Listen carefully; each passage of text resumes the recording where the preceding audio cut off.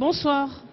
Nous avons notre table ronde experts comptables, acteurs de la relance. Et bien sûr, nous partirons du principe que nous avons aujourd'hui un outil à notre disposition. Cet outil étant le roue de la relance. Et vous en avez en disposition un peu partout. Et je vous propose d'interviewer le premier expert comptable qui est avec nous, Elisabeth Lacroix. Vous êtes avec nous et c'est vrai que cet expert comptable, il doit d'abord favoriser l'entrée du cash dans une entreprise. Et notamment, parlons des clients.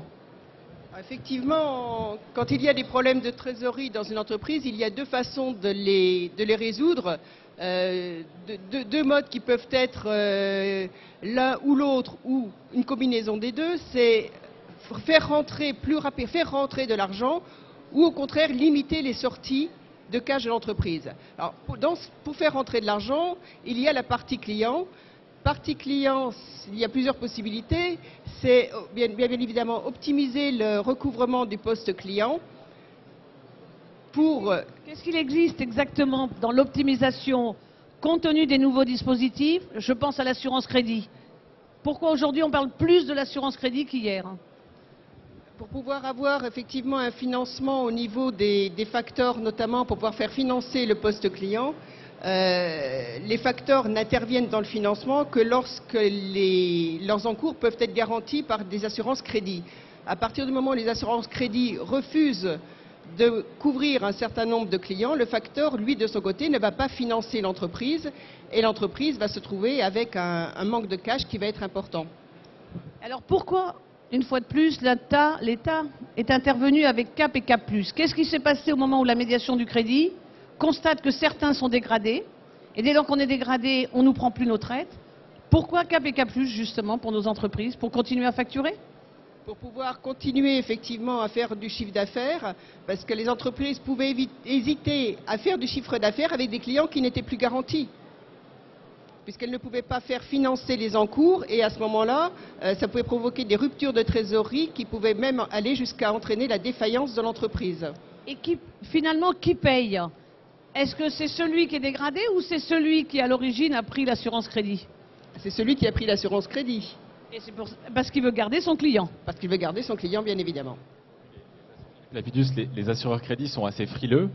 Donc on a un problème de chaîne de financement quand même, puisque s'il n'y a plus d'assurance des créances parce que les cotations sont dégradées, c'est toute la chaîne qui suit. Et aujourd'hui, d'ailleurs, les assureurs ont, à mon avis, une réelle difficulté à assurer, puisque évidemment les techniques de scoring qu'ils utilisent aujourd'hui font sortir des clignotants rouges, orange voire rouge.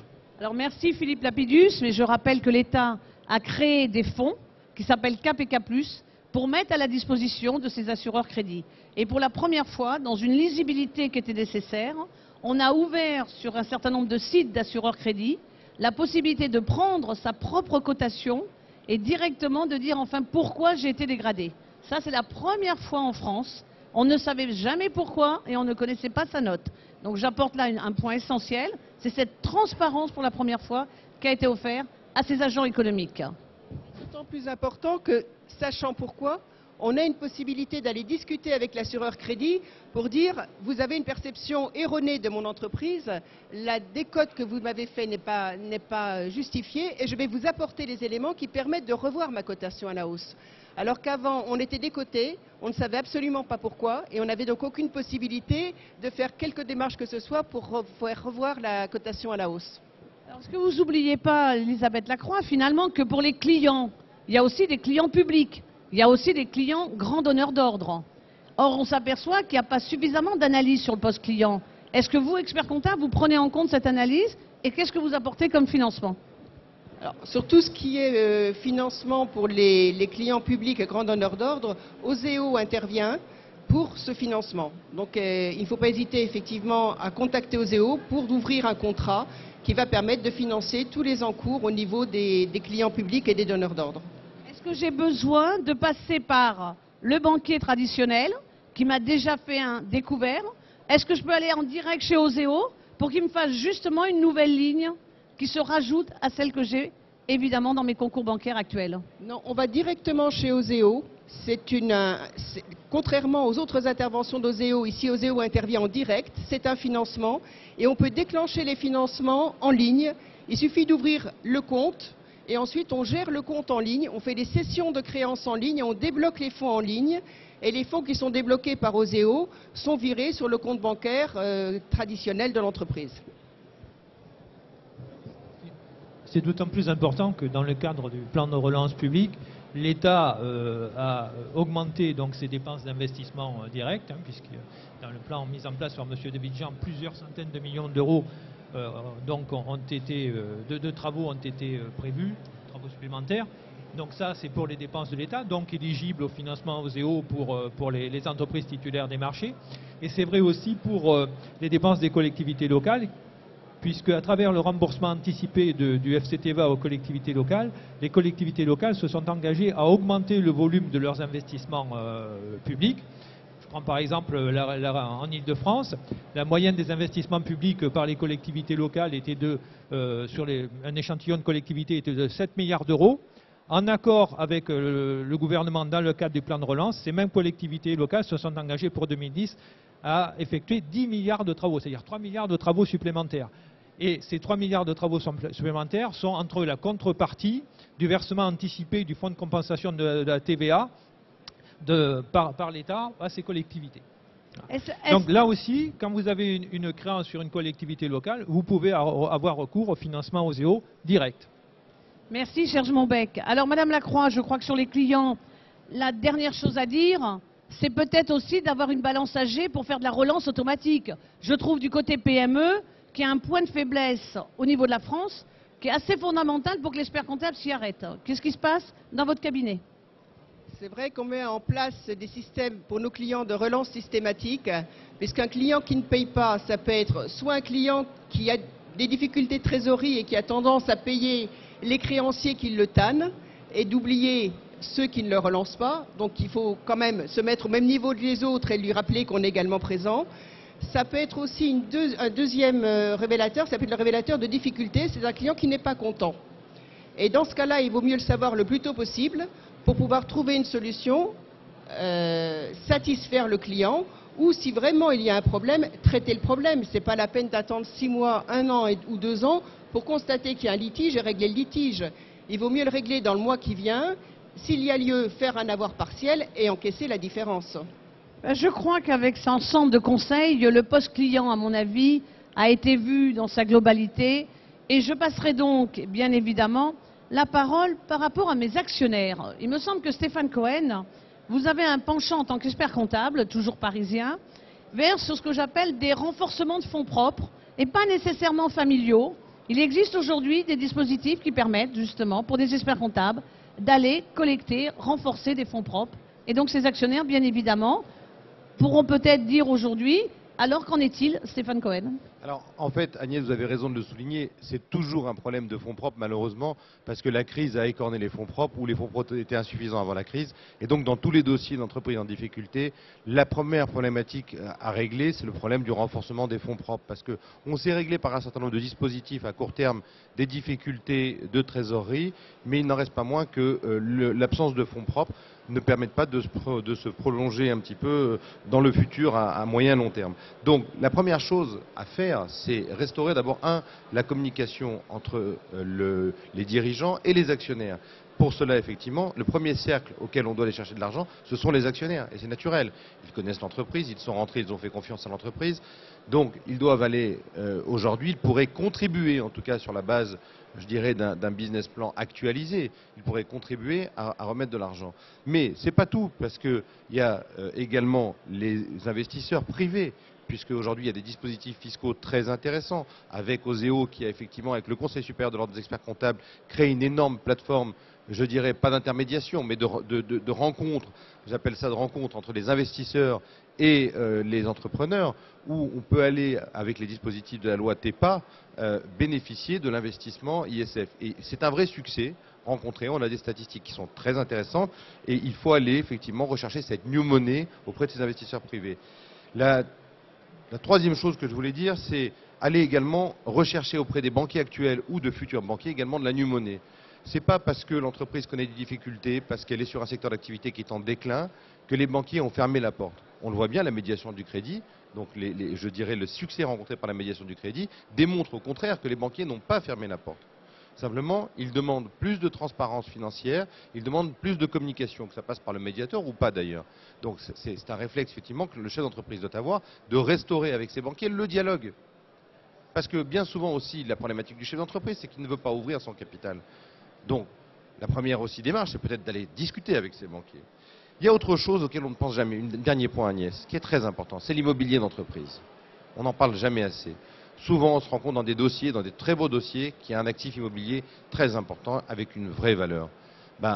Une opération de leaseback permet aujourd'hui, et en plus avec des nouvelles dispositions fiscales qui permettent d'étaler l'impact fiscal de la plus-value sur la durée du leaseback sans dépasser 15 ans. Donc, avec notamment des acteurs majeurs dans le leaseback que sont Oseo, permettent de remettre du cash dans l'entreprise. Voilà. Alors aujourd'hui, on parle de plus en plus des fonds, et notamment le fonds stratégique investissement. Alors est-ce que vous l'utilisez? Pour quelle taille de société? Est-ce que réellement c'est pour de la PME lourde, comme on appelle les ETI, entreprises à taille intermédiaire? Et à quel moment vous le faites? Est-ce qu'il faut utiliser le médiateur de crédit? Alors, oui, je vais vous répondre d'abord sur les investisseurs financiers en général. Donc, il faut savoir que vous parliez du médiateur du crédit. Le médiateur du crédit a signé une convention avec les investisseurs financiers principaux qui interviennent dans les PME pour le renforcement des fonds propres. Ils se sont engagés à une réactivité en matière d'études de dossiers. Et aujourd'hui, il faut oser le dire, il y a beaucoup d'argent dans les fonds d'investissement. Beaucoup d'argent. Et je vais revenir après sur le FSI. Comment les choisit-on, ces fonds d'investissement, dès lors que l'État est intervenu avec le FSI, mais il a créé un nouveau fonds de 200 millions d'euros à l'initiative de René Ricol, dès lors que les entreprises qui rentrent dans la médiation de crédit, qui ont des difficultés, qui veulent renforcer le fonds propre, est-ce que justement vous n'allez pas les amener aussi sur ce nouveau fonds qui s'élève à hauteur de 200 millions d'euros? Bien sûr qu'on va les amener sur ce nouveau fonds. Les PME sont éligibles à ce nouveau fonds dès lors qu'elles ont un projet intéressant. Évidemment, on n'est pas sur des tailles d'entreprise, on est plutôt sur de la belle PME, mais pas sur une taille d'entreprise importante. Et évidemment, c'est un fonds qui est très dynamique. Moi, j'ai déjà sollicité un dossier auprès du FSI qui est à l'étude. C'est un dossier en co-investissement avec un autre investisseur financier. Le FSI regarde le dossier. Ils se sont engagés à donner une réponse rapide, sous une semaine. Ils ont déjà rencontré les dirigeants et actionnaires de l'entreprise.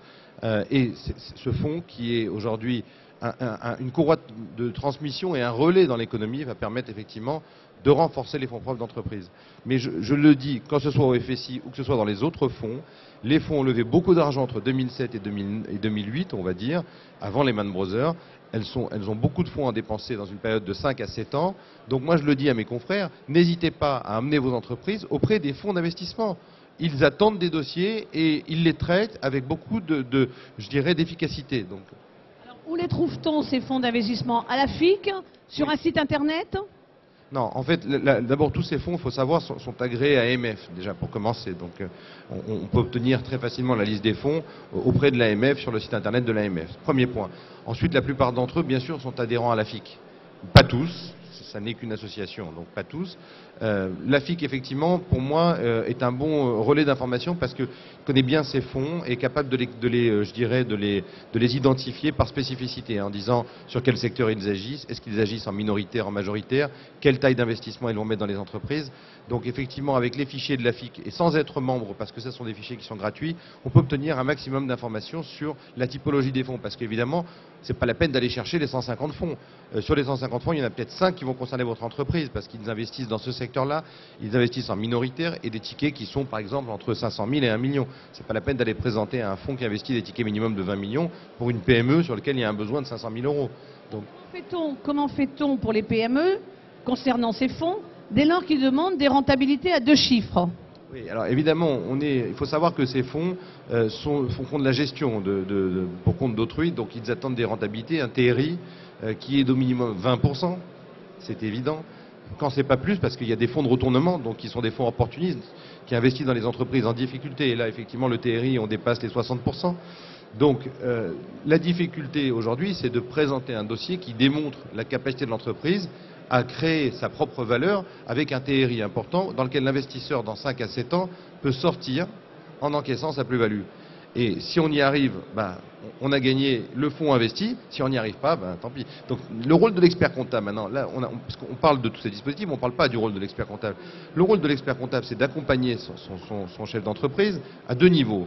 Le premier niveau, c'est d'abord de créer effectivement un business plan avec son client. Donc de raconter une histoire, parce qu'un fonds rentre sur une histoire. Qu'est-ce qu'on va faire? Est-ce qu'on va faire du build-up, on va racheter des entreprises? Ou alors est-ce qu'on va faire de la croissance organique parce qu'on a des parts de marché à développer qui ne sont pas encore explorées, créer de nouveaux produits? Ça, c'est la première chose, créer le business plan. La deuxième chose, c'est évaluer l'entreprise, donc c'est-à-dire identifier la valorisation pré-monnaie.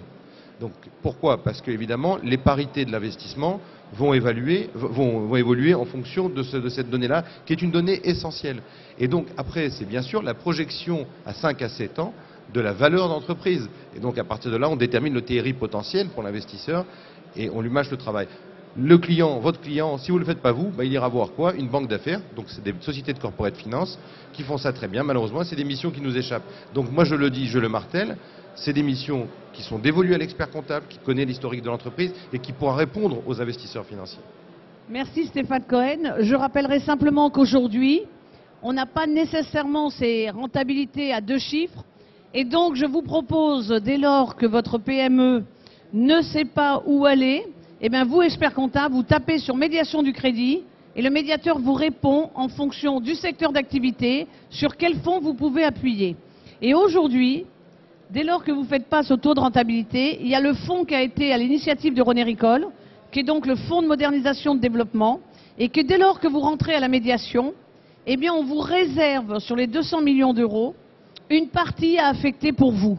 Donc il faut saisir la médiation du crédit et ensuite vous rentrerez bien dans ce fonds qui est d'une enveloppe de 200 millions d'euros sans avoir besoin d'une rentabilité à 2 chiffres. J'insiste bien parce que ça a été ouvert exactement le 1er octobre 2009.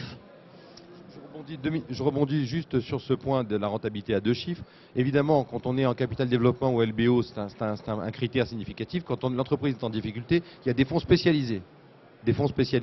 Qui eux n'attendent pas forcément à très court terme une rentabilité à 2 chiffres. Ils savent qu'ils prennent un risque et ils sont prêts à investir. Donc que ce soit le FSI d'ailleurs qui investit dans ces conditions-là, ou d'autres fonds qui sont d'ailleurs recensés par la médiation du crédit, qui sont des fonds de retournement.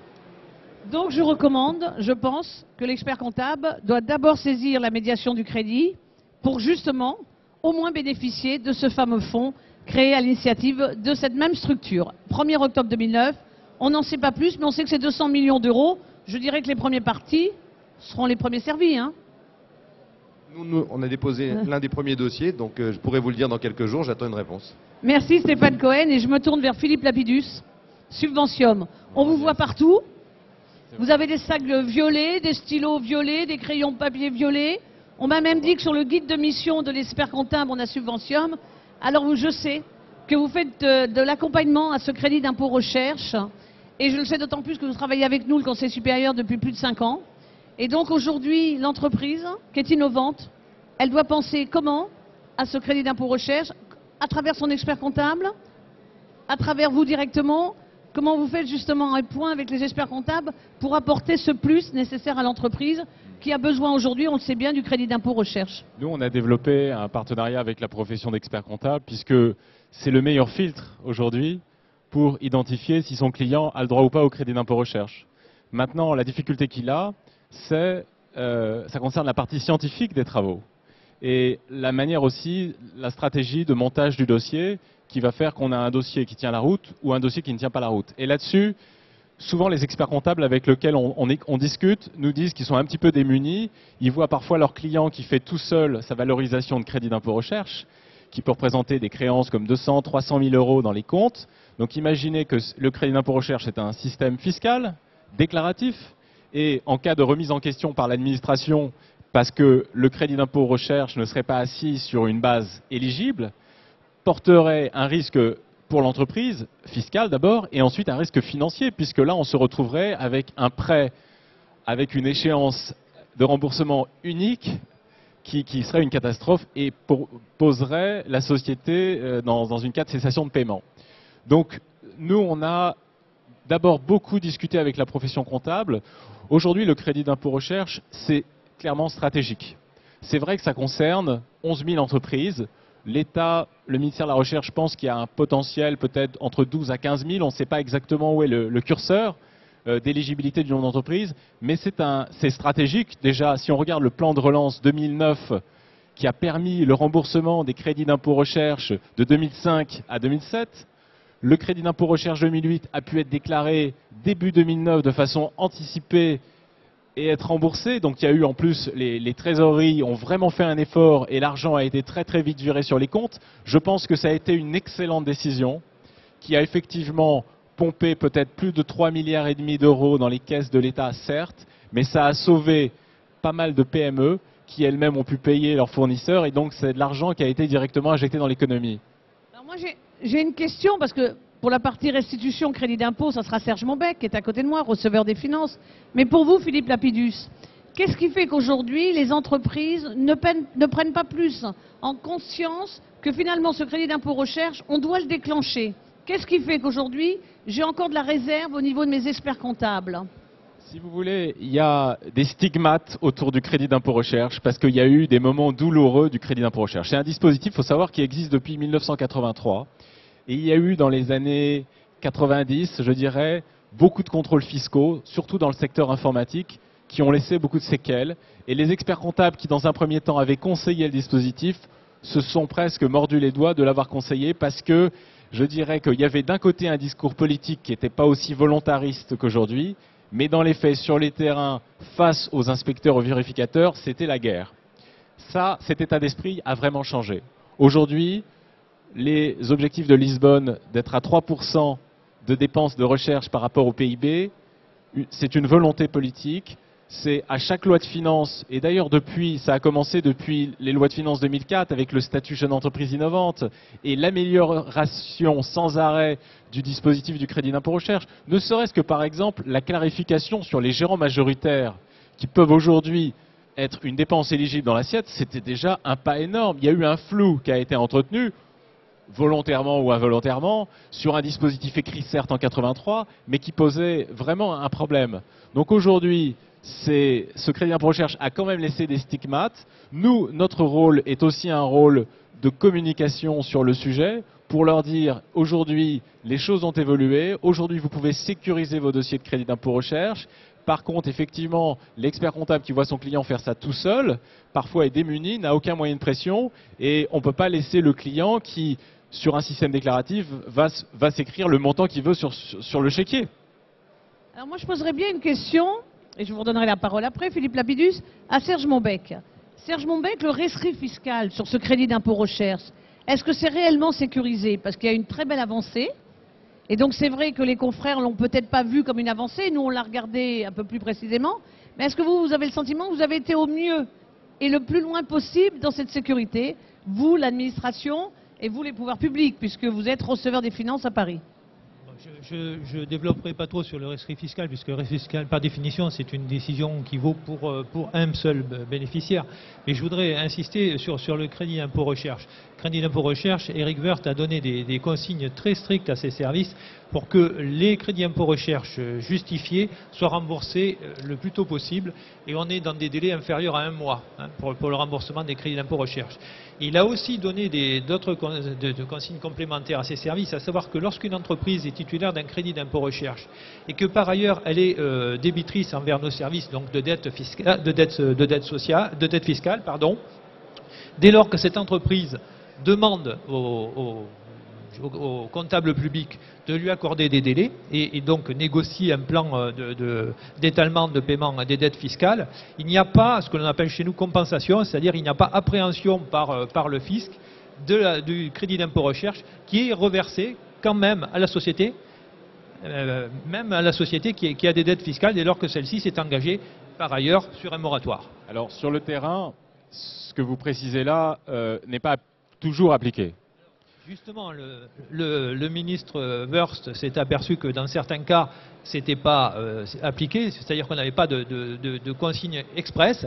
Et donc, dans une circulaire du 27 août, il a expressément indiqué à ses services que si les entreprises qui se trouvent dans le cas que je viens d'exposer, c'est-à-dire qui sont bénéficiaires d'un crédit d'impôt recherche et qui par ailleurs ont obtenu des délais pour le paiement de leur dette fiscale. Donc ces entreprises ne se voient pas opposer pendant la période de crise la compensation.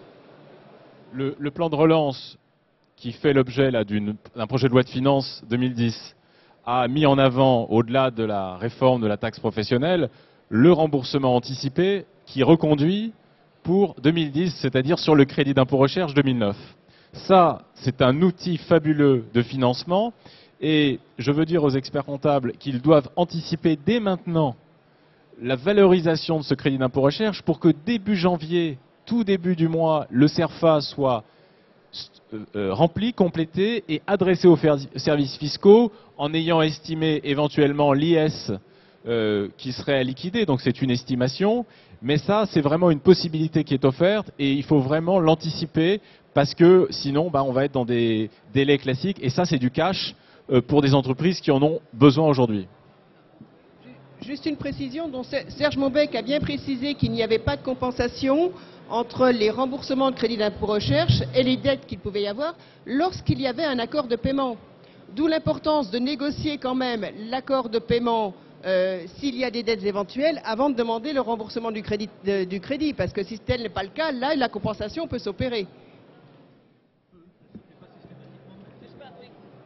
Alors je crois que Serge Monbec, pour revenir à vous, restitution crédit d'impôt, il n'y a pas que le crédit d'impôt recherche, il y en a d'autres. On a vu les acomptes sociétés, on a vu la TVA, et puis on a vu le Caribac. Oui. Alors aujourd'hui... RAD chez nous, mais c'est le Caribac. Oui. Oui. Donc aujourd'hui, vous en êtes à vous dire, finalement, on voit bien que notre trésorerie s'est asséchée chez nous, mais dans les PME, on sent bien quand même qu'il y a une belle irrigation. Il est clair que ces différentes mesures donc, du premier plan de relance ont été largement utilisées par les entreprises, hein, puisqu'on a... On est sur Paris, on est à plusieurs centaines de millions et plusieurs centaines de millions et on doit être entre les Caribac, enfin les RAD et les CIR, on doit dépasser les 1200 entreprises à Paris bénéficiaires de ces dispositifs. Mais ceci dit, le dispositif par nature commence à s'essouffler puisqu'on arrive à la fin de l'année. Hein. Donc aujourd'hui, si on quitte les restitutions de crédit d'impôt, et qu'on parle maintenant de la restructuration de la dette. Alors cette restructuration de la dette, on sait tous, Madame Lacroix, expert comptable, que bien évidemment on commence par les fournisseurs. Alors qu'est-ce que vous faites de ces fournisseurs? Est-ce que c'est aussi facile que ça d'aller les voir et de leur dire « j'aimerais payer en 24 mois » ? C'est sûr que ce n'est pas le plus facile. C'est pas le plus facile, on ne peut pas le faire non plus avec l'ensemble des fournisseurs. Il faut en général cibler 1, 2 ou 3 fournisseurs parmi les fournisseurs les plus importants et aussi souvent ceux avec lesquels on travaille depuis plusieurs années et qui ont quand même confiance dans l'entreprise et avec lesquels des liens se sont tissés. Je ne parle pas d'affection, mais à un moment donné, c'est quand même plus facile de discuter avec des gens qui ont cru en vous, qui savent que vous avez respecté votre parole jusque-là et qui peuvent avoir plus confiance que quelqu'un qui ne travaille avec vous que depuis 3 mois. Ça paraît évident. Donc il y a plusieurs possibilités pour travailler avec les fournisseurs. Et il y a quelque chose auquel on ne pense pas toujours, qui n'est pas toujours facile à mettre en place, mais qui peut se faire. Ça peut être de demander des stocks en dépôt, dans certains cas. Ça peut être... Les stocks en dépôt veut dire que je ne paye plus, ni à 60 ni à 90 jours, je ne paye que quand j'ai vendu. Je ne paye que lorsque j'ai vendu sur un relevé mensuel. Ça peut être... Je crois que ça fonctionne pas mal dans le commerce de détail un peu sensible comme la mode et également dans ce que j'ai vu, l'ameublement. Et je pense que c'est une bonne chose qu'on puisse imaginer que pour cette crise, il y ait des aménagements. Alors qui paye au final quand même? S'il y en a un qui doit même acheter. Il faut qu'il y ait un client, effectivement. Le problème, c'est que celui qui va payer, c'est le fournisseur, puisque c'est lui qui va devoir financer ses stocks. Mais dans certains cas, il va se trouver entre une alternative qui est de financer ses stocks alors que ses stocks sont chez son client, ou de financer ses stocks parce que ses stocks sont en dépôt, parce qu'il n'a pas été capable de les vendre. Donc, il vaut encore mieux à ce moment-là qu'il les finance quand ils sont chez son client, parce qu'il a au moins une possibilité, un espoir d'être payé à un moment donné. Alors ces fournisseurs, il faut savoir que bien sûr on peut restructurer la dette, mais il ne faut pas non plus oublier que s'ils n'acceptent pas, qu'est-ce que j'ai comme possibilité pour qu'ils jouent le jeu sur des gros fournisseurs qui font 70% de mon poste, est-ce que je dois aller au mandat ad hoc? C'est vrai que ça peut être intéressant de demander à un mandataire ad hoc de vous assister dans la négociation avec le fournisseur. Pourquoi? Parce que le mandataire ad hoc donne souvent une crédibilité à votre dossier. C'est un regard extérieur et s'il organise des réunions avec le fournisseur et s'il engage sa crédibilité, ça donne un plus à la demande puisque le fournisseur a quand même un avis extérieur de quelqu'un qui pense que l'entreprise a une pérennité. Ça, c'est effectivement un point qui est important. Et il y a une autre possibilité, quand le dossier est allé beaucoup plus loin et que le fournisseur, là, d'attendre son paiement, a signé en paiement et que vous vous retrouvez devant le tribunal, eh bien, vous avez la possibilité de demander des délais de paiement et le tribunal peut imposer au fournisseur des délais qui vont jusqu'à 24 mois. Alors, toujours au niveau de ces fournisseurs, ne pas oublier qu'il faut aussi penser à réduire ses frais généraux. Et comme je sais qu'on a fait un parcours de la relance avec une société qui s'appelle ERA Finance, Stéphane Cohen, qui est avec nous, qui nous regarde, je voudrais quand même le remercier d'avoir participé à ce congrès, parce que c'est la première fois que les experts comptables ont accepté d'imaginer qu'ils pouvaient aussi vous accompagner chez le client pour réduire des frais généraux et pas nécessairement leurs honoraires. Soyons clairs. Revenons à notre table ronde et parlons des autres créanciers, et notamment l'État et les organismes sociaux. Et là, je me tourne vers vous, Serge Monbec, notamment pour l'État, et puis parce que vous êtes le responsable à Paris de la commission des chefs de service. Est-ce qu'on peut en dire plus? Alors, donc l'État fait un effort pour les entreprises qui sont viables, hein, donc pas forcément en bonne santé, mais viables, et dès lors qu'elles font preuve de civisme fiscal. Alors je vais vous expliquer ce que c'est que le civisme fiscal. C'est pas forcément payé, mais c'est toujours déclaré. Et c'est là que l'expert comptable est important, parce qu'il peut expliquer au chef d'entreprise que même s'il n'a pas le moyen de payer ses impôts momentanément, il doit remplir ses obligations fiscales et déclarer. Donc une entreprise qui est potentiellement viable, qui déclare ce qu'elle doit déclarer, peut bénéficier effectivement de délais de paiement pour les dettes fiscales et sociales à travers un guichet unique qui s'appelle la CCSF. Bon, c'est un cible barbare de l'administration qu'on retrouve dans tous les départements auprès du trésorier payeur général. Et le principe de ce guichet unique, c'est donc d'avoir pour seul interlocuteur un fonctionnaire qui va récapituler toutes vos dettes fiscales et sociales. Alors quand je dis fiscales, c'est trésor, impôts, douane, social, c'est URSSAF, RSI. Social, c'est assurance chômage, ce qu'on appelle maintenant Pôle emploi, et puis certaines caisses de retraite, et qui va donc toutes les récapituler et va négocier à lieu et place du chef d'entreprise avec les créanciers publics sur la base de consignes donc données par le ministre.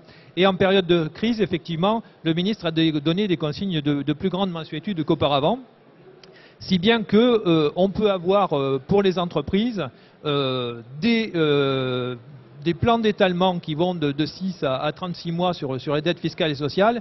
Et si les difficultés d'entreprise sont exclusivement dues à la crise économique ou à la crise financière, remise totale à la fin du plan de toutes les pénalités susceptibles d'être remises dès lors que le plan est respecté. Il s'est passé que vous les avez mis en ligne, vos dossiers, puisque maintenant on peut directement accéder à la commission des chefs de service, non pas en se rendant sur place à la recette générale, mais en ligne. Qu'est-ce que ça donne aujourd'hui? Est-ce que réellement les entreprises vous ont saisi en ligne pour un dossier de 3 pages qui a été simplifié à l'extrême? Est-ce que vous sentez que c'est parti en dématérialisation? Oui, c'est bien parti parce qu'on a des chiffres. Je prends les chiffres de Paris que je connais de mémoire. L'année dernière, on avait traité 60 entreprises et 1500 salariés. Cette année, à la même date, on en a traité 225 et 10 500. Donc effectivement, il y a eu la simplification des dispositifs, le raccourcissement des délais qui ont beaucoup joué, et puis aussi des dispositions particulières arrêtées par le ministre, et donc pour certaines reprises par le Parlement, c'est-à-dire qu'on a supprimé la publicité du privilège et la publicité de l'URSSAF dès lors qu'il y avait un plan de règlement. Donc on a renforcé le caractère discrétionnaire et donc plutôt confidentiel du dispositif. Et donc on a, comment dirais-je, on a eu un fort bond donc des demandes et pour le moment, on n'a pas des ratios d'échec très supérieurs à la période antécrise. Ce qui veut dire, pour conclure et en donnant à chacun la possibilité, en un mot, d'apporter sa conclusion, est-ce à dire que Serge Monbec, c'est aujourd'hui une des premières solutions utilisées, la commission des chefs de service, ou est-ce que vous êtes exactement comme le médiateur de crédit, en parallèle sur la saisine qui peut se faire en ligne, aussi bien médiateur que vous? Les entreprises qui ont des problèmes à la fois de financement bancaire et de dette fiscale et sociale doivent saisir simultanément le médiateur du crédit pour les problèmes bancaires et la commission des chefs de services financiers donc pour les dettes fiscales et sociales. Et il y a une structure informelle de liaison sous l'autorité du préfet pour qu'il n'y ait pas, je dirais, un des deux partenaires qui tire le dispositif à soi. Donc sous l'autorité du préfet des départements, il y a un dispositif de liaison donc entre la médiation des crédits et les CCSF qui fait qu'on articule les plans et quand on a connaissance donc je dirais de facilités bancaires données aux entreprises, on en tient compte aussi dans nos plans et on peut donc faire des plans progressifs en tenant compte des contraintes par ailleurs bancaires de l'entreprise. Qu'est-ce que ça veut dire des plans progressifs? Ça veut dire qu'on ne fait pas du linéaire en divisant par 36 mois.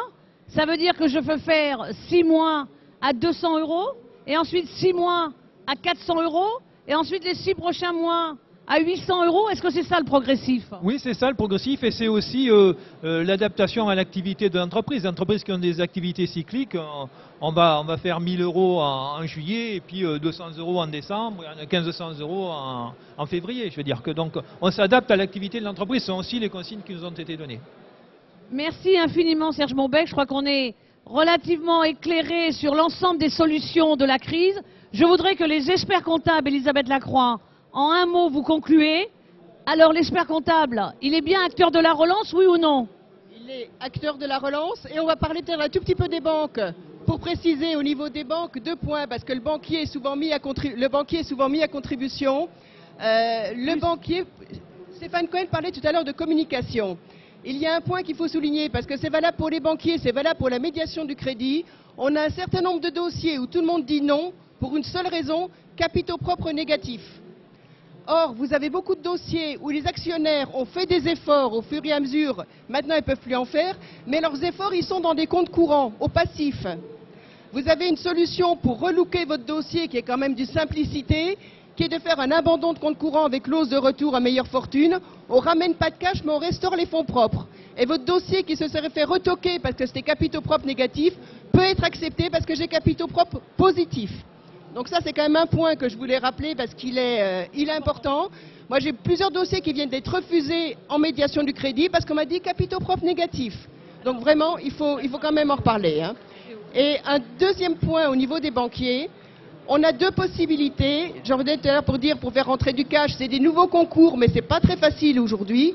On peut aussi renégocier avec les banquiers les concours actuels. Plutôt que de faire de nouveaux crédits qui vont me faire des échéances qui vont venir s'ajouter aux échéances que j'ai déjà à faire. Il vaut peut-être mieux que je négocie les concours que j'ai, soit des moyens termes que j'ai en cours, en les réétalant, ou même dans certains cas, on peut demander à suspendre les échéances des moyens termes pendant 1 an, pendant 2 ans, en disant je paye les intérêts, mais je demande la suspension des remboursements en capital. Elisabeth Lacroix, vous avez oublié Oseo, parce qu'ils ont présenté il y a à peine quelques jours les prêts participatifs en fonds propres. Je crois que pour ça, effectivement, ça peut être une solution. Il faut attendre parce qu'on attend une note pour savoir quelles vont être les modalités de mise en pratique. Et cette note devrait être disponible d'ici la fin du mois d'octobre. Donc j'attends de voir effectivement quelles seront les modalités, mais je serais ravi qu'on puisse les utiliser quand les capitaux propres sont négatifs. Je ne suis pas certaine que ça puisse être le cas d'après ce que j'ai entendu. À vous. Ce que vient d'indiquer Madame Lacroix sur les capitaux des entreprises est très important parce qu'en période de crise, il faut voir que tous les interlocuteurs, aussi bien banquiers que fiscaux, reçoivent beaucoup plus de documents qu'à l'habitude, donc passent moins de temps sur chaque dossier et c'est un signe positif effectivement de s'apercevoir que les capitaux sont positifs par le retraitement du bilan. Bravo. Alors Stéphane Cohen, en un mot, l'expert comptable, acteur de la relance? Oui, moi j'ai envie de conclure par un cas pratique, parce que j'aime pas trop les discours, donc je vais conclure par un cas pratique qui a mêlé un peu tout ça, très rapide. Donc on a renégocié les dettes bancaires au travers d'un mandat ad hoc. Au travers de ce mandat ad hoc également, on a renégocié avec les fournisseurs le rééchelonnement de leurs dettes. Pendant cette période, on a été rechercher des investisseurs financiers qui sont venus recapitaliser l'entreprise, bien sûr sous la condition de réussite du mandat ad hoc. Tout le monde s'est mis autour de la table et le dossier a réussi. Donc, effectivement, moi je vous dis, il faut conjuguer l'ensemble des dispositifs possibles, que ce soit la médiation du crédit, que ce soit l'investissement financier en fonds propres, etc. Tout est à conjuguer. Ce n'est pas une seule solution, mais c'est toutes les solutions qu'il faut mettre en œuvre. Alors je conclurai la table pour dire que tout expert comptable se doit de retrouver toutes les solutions dans le guide de mission, que c'est téléchargeable, que c'est sur la clé USB qui est donnée à chaque congressiste, et je crois que réellement la profession est maintenant positionnée pour faire aujourd'hui de l'accompagnement dans la gestion, non seulement de crise, mais dans le management qu'on appelle de transition.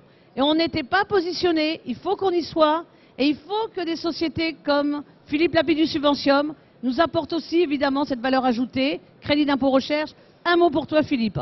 Moi, je veux rendre hommage à deux acteurs. Un, aux chefs d'entreprise qui, dans une période difficile, doivent prendre des décisions courageuses et rapides. Parce qu'aujourd'hui, on est face à des cycles. On vit à la vitesse de la lumière et de l'Internet. Donc, il faut prendre des décisions rapides. Et aussi à leur expert comptable qui, lui, voit les comptes de son client, mais doit rester serein pour le conseiller. Et parce qu'il subit son angoisse. Et donc, ça, je rends hommage à ces deux acteurs qui sont clés dans l'économie. Merci Philippe Lapidus, je rends l'antenne.